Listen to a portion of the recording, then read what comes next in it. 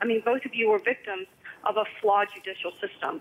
And you're both beautiful, amazing people, and I just want to reach out and tell you that you're very, very brave. You're just a very brave woman, and I want you to, at the end of the show, get my phone number and call me whenever you need me. Dean, I've got Ron right here beside of me. You're an incredible man. You're a wonderful person, and I just wish you the best of luck. And, gosh, I just wish I was there to just hug you both. Jennifer, yeah, I think that we were talking as you were listening about the guilt and shame that Loretta feels once you realize what the realities are and what the truth is. And that moment was a tough moment for you, Jennifer, just as you've heard it being a tough moment here with Loretta, true? Oh, gosh, my heart was breaking. Yeah, just breaking. Dr. Wells is joining us again today. He was here yesterday, and he is a world-renowned expert in eyewitness identification, the forensics that go into the legal system. He's a professor at Iowa State University, and he's been studying this for 30 years. And Dr. Wells, this is a situation where it seems the system failed, and I wonder what you have to say to these two so he understands that it was not the evilness of this woman, and she understands that she didn't have to have a bad intent in order for this system to break down. Right. Well, eyewitness identification is always a difficult problem. It's virtually never the fault of the eyewitness. There are things that we can do to make eyewitness identification better.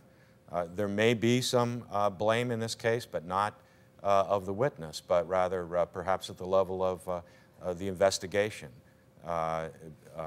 We know now better that composites can change memories. We shouldn't single out individuals as being suspects based merely on their similarity to a composite.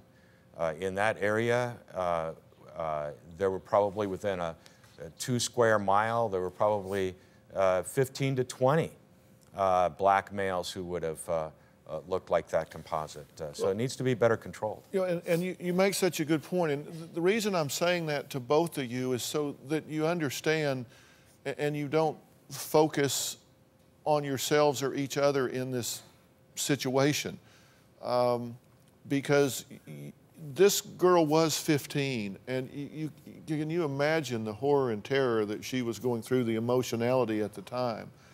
And they're having her draw pictures and make decisions and things of that nature. And then this system, whether it is suggestive, imperfect, or whatever, takes an innocent man off the street for 14 years. But there are more problems here than what you're, because you focus on what you did, of course.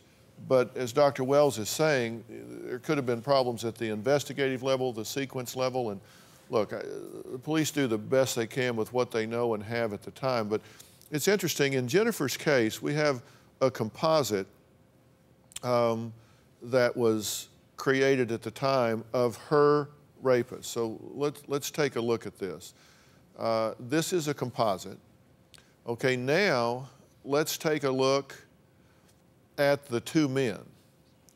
And Ronald Cotton is on the left, and Bobby Poole is on the right. And, you know, clearly there are similarities between the two. I mean, they don't look like twins, but there are similarities between the two. And then you're comparing that to a composite, not even a memory. You're comparing it to a composite, because here's the composite.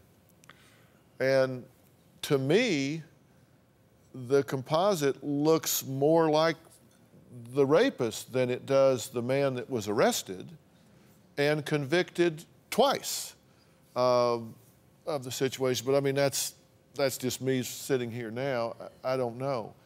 Do you have a story or a question for me? Click the link in the description and tell me what in the world is going on.